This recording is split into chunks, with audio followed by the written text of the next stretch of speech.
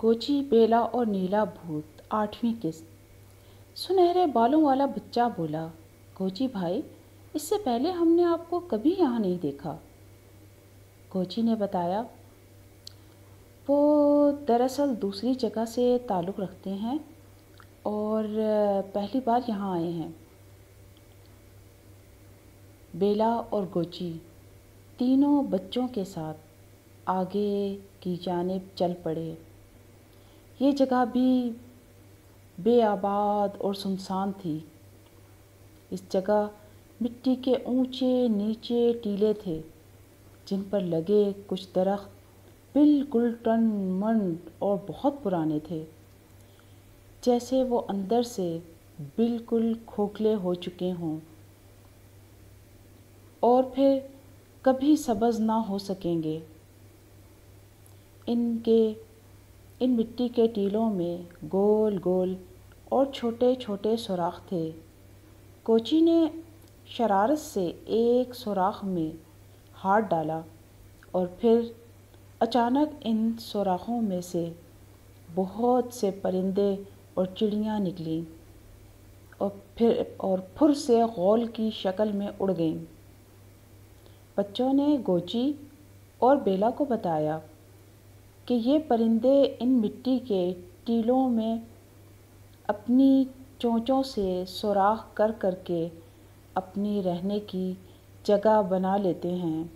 ये जगह जहाँ इनके घर होते हैं, आबादी से बहुत दूर होने की बिना पर इनके लिए बहुत महफूज होते हैं और बारिश, आंधी, तूफ़ान में भी इनका ठिकाना सलामत रहता है और हर तरह के नुकसान से बचा रहता है।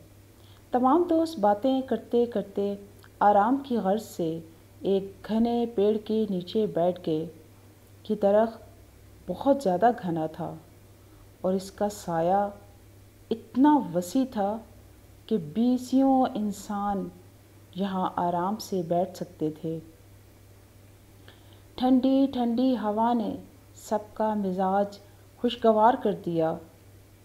अब बेला बच्चों से मुखातिब हुई, बच्चों, हमें एक मामले में आपकी मदद की ज़रूरत है।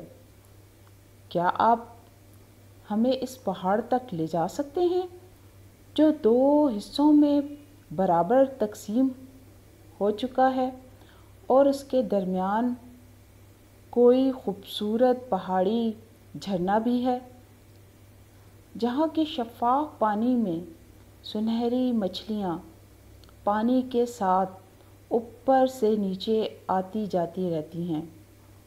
तीनों बच्चे एक साथ मुस्कुराए और खुशी से बोले, क्यों नहीं, आइए हम आपको उस जगह ले चलते हैं, फिर हम अपने घरों को रवाना हो जाएंगे जो यहाँ से बहुत फासले पर हैं।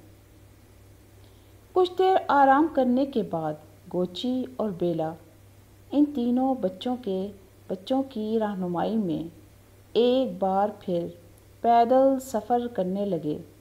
चलते चलते यकायक तीनों रुक गए। मिट्टी के टीलों के दरमियान से अचानक चंद गिरगिट आ निकले। गिरगिट छिपकली की शक्ल के मगर हुजम में चूहे के बराबर थे। बाहर आकर वो आपस में लड़ने लगे, लेकिन इंसानों को करीब आता देखकर फिर मिट्टी के टीलों में बिजली की तेज़ी से गायब हो गए। ऊंची नीची खुरदरी और सख्त ज़मीन पर कुछ देर चलने के बाद वाकई वो पहाड़ उनके सामने थे, जो 2 हिस्सों में ऐसे तकसीम था जैसे यूँ लगता जैसे छुरी से किसी केक के 2 हिस्से कर दिए गए हों। दरमियान में ऊंची और नशेबी जगहें बेहद खूबसूरत, ठंडी और सरसब्ज़ थीं, जो आँखों को बहुत सुकून और तस्कीन पहुँचा रही थीं। इस जगह के سرسبز ہونے کی بنا پر ایک خوبصورت آبشار تھی جس کے بہتے ہوئے پانی نے سبزے کو اگنے میں مدد دی تھی۔ یہاں پہنچ کر تینوں بچوں نے گوچی اور بیلا سے رخصت لی اور اپنے گھروں کو روانہ ہو گئے۔